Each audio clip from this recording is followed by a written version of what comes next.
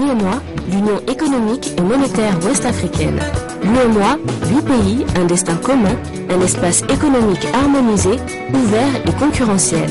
L'UEMOA, votre guide au cœur de l'Afrique, des grands événements et des grandes mutations sur Africable.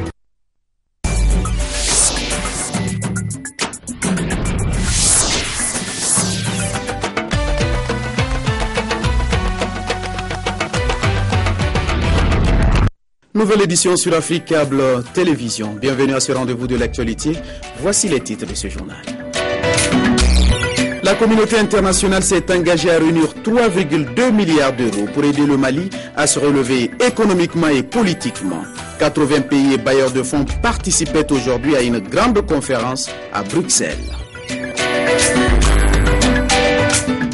Nous irons au Gabon pour parler de cette réunion post-Doha à Libreville, un rendez-vous d'échange et de partage autour des questions environnementales. Intérêt et enjeu de cette rencontre avec nos correspondants permanents dans le pays. Et puis l'ouverture ce matin à Niamey au Niger d'un symposium sur le terrorisme et l'extrémisme violent.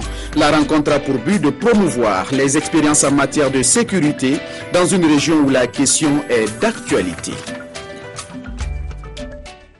Mesdames et messieurs, bonsoir et bienvenue. En ouverture de ce journal, le Mali, à Bruxelles, la communauté internationale s'est engagée à aider le pays à réunir 3,2 milliards d'euros. Ce sont donc des promesses de dons pour aider le pays à se relever économiquement et politiquement après la guerre. Du FMI en passant par l'organisation de la conférence islamique, une centaine de pays et d'institutions internationales ont promis d'aider le Mali à gagner la paix. Écoutons à présent le chef de l'État français, François Hollande. C'est une réussite parce que nous avons pu mobiliser 3 milliards, je dis bien milliards, pour le Mali et faire en sorte que ces sommes puissent être affectées aux réels besoins de la population. C'est une grande réussite parce que il est arrivé dans l'histoire récente qu'une intervention militaire puisse connaître un succès, mais qu'en revanche, la paix ne puisse jamais être rétablie dans de bonnes conditions. Toujours à propos de cette conférence internationale sur le Mali, nous avons en ligne de Bruxelles notre envoyé spécial. Bonsoir Oussouf Diagola. Bonsoir Gibrila. Oussouf, qu'est-ce qu'on peut retenir de cette conférence des donateurs sur le Mali? Alors, la conférence vient juste à l'instant de se terminer par la signature d'une convention de financement. Le Mali attendait quelques 2,9 milliards d'euros et la conférence s'est terminée finalement avec un montant de 3 milliards 250 millions d'euros, une somme qui dépasse largement les espérances du président de la République. Alors, ce qu'il faut retenir aussi, c'est que cette somme a été donnée sous condition, et une des premières conditions, c'est que son utilisation soit transparente. Les autorités maliennes se sont engagées à le faire. La somme devra être investie d'abord dans la reconstruction du Nord, dans le développement de l'ensemble des secteurs sociaux et économiques du pays, dans la relance du secteur privé et surtout dans le secteur social tel que l'éducation, la santé et en n'oubliant pas les femmes. Oussouf Diagola en direct de Bruxelles. Merci. Merci à vous, Julia. Merci à vous, Bamako. Le message est perçu toujours à propos de cette conférence de Bruxelles sur le Mali, dont l'objectif est d'apporter des financements au pays. Écoutons à présent quelques réactions de citoyens au micro de nos reporters Dabo Pendandiaï et Daouda Doumbia. On peut souhaiter qu'on pourra bénéficier de certaines choses, même si les soins ne seront pas totaux.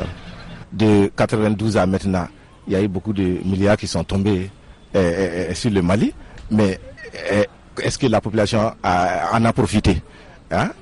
C'est ça le problème. Comment gérer ces sous-là? Le problème vient de là-bas. C'est une bonne chose, mais moi je souhaiterais seulement que les donateurs, l'Union européenne, la Banque mondiale et le FMI fassent des garde-fous. qu'est-ce qu'on va faire avec ces milliards sans des institutions légitimes? Encore une fois, des milliards pour construire des villas. Moi, je pense que si c'est pour cela, on n'a qu'à garder vraiment l'argent jusqu'à ce qu'on ait vraiment des institutions dites, sinon, pour assumer vraiment la relève. Sinon, comme par le passé, ça ne peut pas du tout marcher.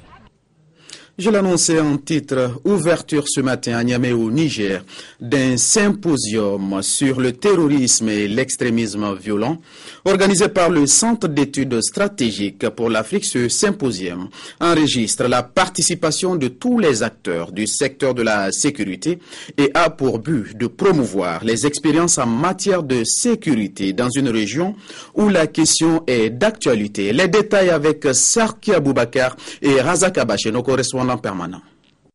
Les défis des partenariats internationaux et régionaux dans les opérations contre le terrorisme et les approches développementales pour contrer l'extrémisme violent, tels sont les deux thèmes qui feront l'objet d'échanges au cours de ce symposium sur le terrorisme et l'extrémisme violent organisé par le Centre d'études stratégiques pour l'Afrique.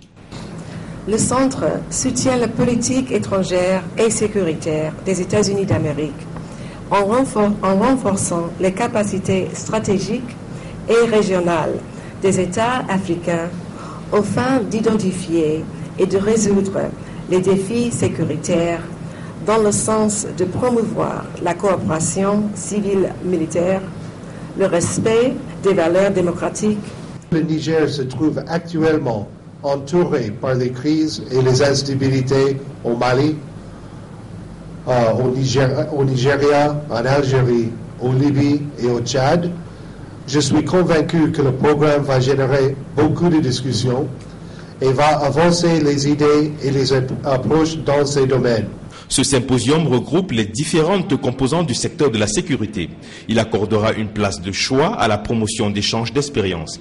Face à la complexité de la question, il faut surtout y apporter une réponse durable, une aubaine pour le gouvernement nigérien. Convaincu qu'aucun pays ne peut à lui seul faire face à la criminalité transnationale, le Niger a signé et ratifié plusieurs conventions internationales, régionales et bilatérales. C'est dire que le gouvernement nigérien attend beaucoup de vos conclusions et recommandations. Et je sais que nous pouvons compter sur la qualité et l'expérience des participants pour que vous nous formuliez les observations les plus judicieuses et les plus pertinentes. L'ouverture de ce symposium a été également l'occasion du lancement officiel de l'amicale nigérienne des anciens auditeurs du César. L'actualité en Libye avec cette nouvelle attaque contre un commissariat Benghazi. Le bâtiment a été attaqué par des hommes armés et qui ont mis le feu ensuite. Les forces armées ont tenté de défendre les lieux et ont tué un des assaillants. Cette attaque survient 2 jours après l'explosion d'une voiture à Benghazi et en fait 3 morts et 14 blessés. Dans un récent rapport, les autorités libyennes ont privilégié la piste d'un accident. C'est également l'un des titres de cette édition, réunion post-Doha à Libreville. Ce rendez-vous d'échange et de partage autour des questions environnementales voit la participation des points focaux du groupe Afrique qui évalue ainsi les efforts fournis par les pays industrialisés et les pays en développement sur la réduction des gaz à effet de serre. Intérêt et enjeu de cette rencontre ouverte ce matin avec Ismaël Obianzé et Thierry Mensa, le bureau africable à Libreville. À partir de Libreville, l'Afrique réaffirme son engagement de négocier d'une même voix sur les changements climatiques. Les points focaux du continent sont ainsi réunis pendant 2 jours dans la capitale gabonaise pour évaluer les engagements de la communauté internationale vis-à-vis des pays en développement lors de la conférence de Doha, laquelle conférence avait permis, dans le prolongement du lancement de la plateforme de Durban, confirmer la prolongation du protocole de Kyoto entre 2013 et 2020. Il va sans dire que cet instrument reste désormais le cadre central des négociations pour, une part, accroître les ambitions des pays développés dans le but de limiter l'augmentation de température en deçà de 2 degrés et d'autre part, choisir le nouveau régime climatique qui nous sera proposé en 2015. Les pays africains, comme le Mali, présent au rendez-vous de Libreville, ont longtemps soutenu des positions politiques pour un accord mondial ambitieux sur le climat. 2/3 du Mali, c'est le désert. Donc en termes d'effet des changements climatiques, c'est surtout la perte de la biodiversité, l'avancée du désert.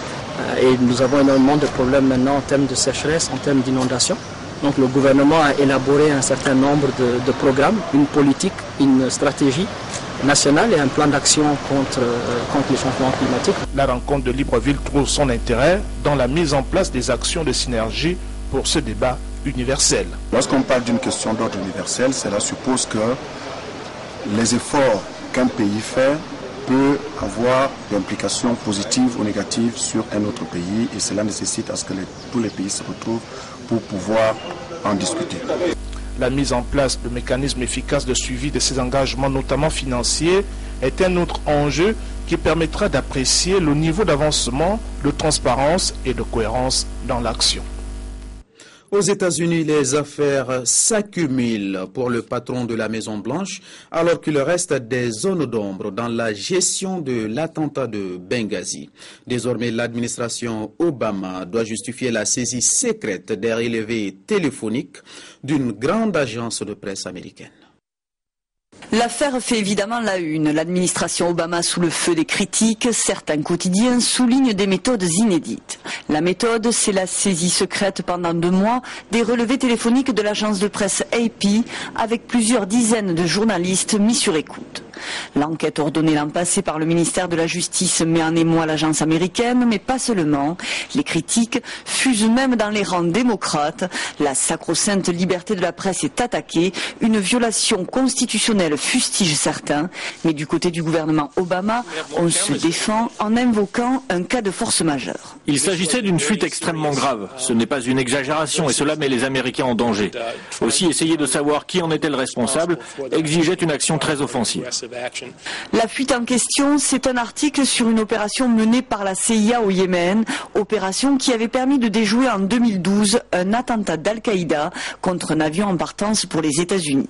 Le président Barack Obama s'est aussi exprimé pour défendre la liberté de la presse, mais il évoque la nécessité d'un équilibre quand il s'agit de questions de sécurité nationale.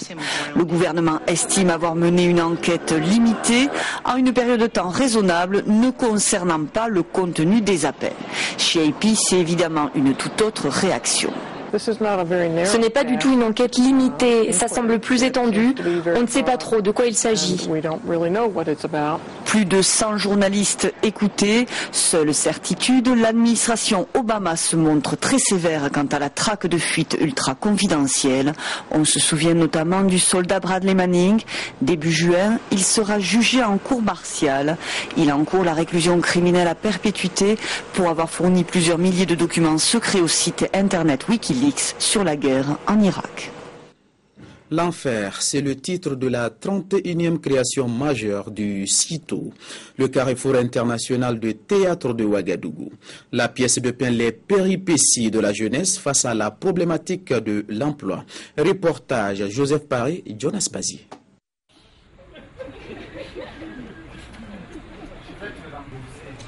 L'enfer. La 31e création majeure du Carrefour international du théâtre de Ouagadougou, CITO, invite à découvrir l'enfer d'un certain Adama. Adama, comment peux-tu dire que le jour de là est un jour comme les autres? Dans ce cas, nous allons faire comme si demain n'existait pas. Alors nous avons voulu pour cette fois-ci créer un spectacle qui relate un peu le quotidien très difficile, très pénible des citoyens moyens, de ceux qu'on appelle les petits gens. Parce qu'ils sont nombreux. Malheureusement, ce sont des sans-voix. Et ce sont des gens qui sont surtout à la merci de ceux qui ont une parcelle de pouvoir. L'enfer, c'est la misère humaine sur scène. Une adaptation du roman de l'écrivain burkinabé Pierre Claver Ilboudo, écrit en 1987, mais qui retrouve sa réalité dans le vécu aujourd'hui. Vous avez aussi vu dans l'œuvre, par exemple, pour vous dire la collaboration que nous avons eue avec l'auteur, ce que l'auteur voulait quand même que Adama soit quand même quelqu'un qui s'en sorte quand même un peu, par rapport à toutes les souffrances que quelqu'un subit dans sa vie. On a tous envie que cette personne-là ait au moins un happy end. Voilà. Moi, en tout cas, en tant que metteur en scène, je me suis dit non. Moi, je pense que ce serait plus dramatique si il disparaissait ou s'il allait en prison sur un fait même pas commis en fait. La pièce est jouée jusqu'au 25 mai, le mercredi, jeudi, vendredi et samedi au CITO. Retour au Mali avec ce fait divers avant de refermer cette édition. Un homme tuera à bout portant sur sa femme et ses 3 enfants. La scène s'est déroulée hier soir au quartier 1008 logements de Bamako. Les voisins sont toujours sous le choc. Sékou Tangara. Le fait est digne d'un véritable scénario hollywoodien. Personne au quartier 1008 logements n'avait au départ cru au forfait de ce chef de famille. Arrivé du travail vers le crépuscule, il jette son sac à terre, dégaine et tire à bout portant sur son épouse et ses 3 enfants.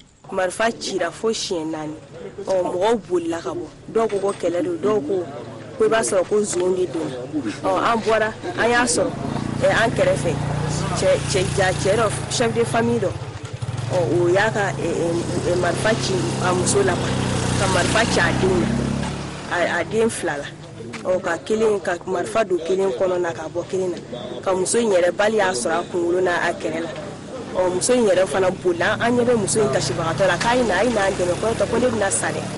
Marfa kunkan fɔlɔ bɔra k'an sigilen to yan de denkɛ fɔlɔ bolila ka bɔ n bolilen ka bɔ n terikɛ ko ma ko n k'a ta ka taga n'a ye dɔgɔtɔrɔso la an taara n'o ye dɔgɔtɔrɔso la u ko k'an ka taga n'a ye hôpital du Mali la.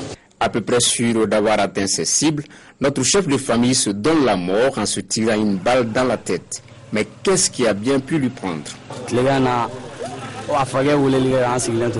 Qu'est-ce que la famille est complète à la maison? La maman a dit oui, la famille est complète.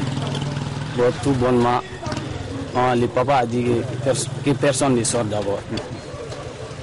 Il va venir nous rendre visite.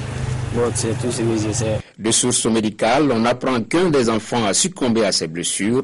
L'épouse et les 2 autres restent en soins intensifs. Le chef de famille suicidaire étant porteur d'uniforme, l'affaire se trouve au niveau de la police militaire. C'est sur ce fait divers que se referme cette édition. Merci à vous de l'avoir suivi et surtout merci de votre fidélité. Bonne suite de programmes sur Africa Télévision.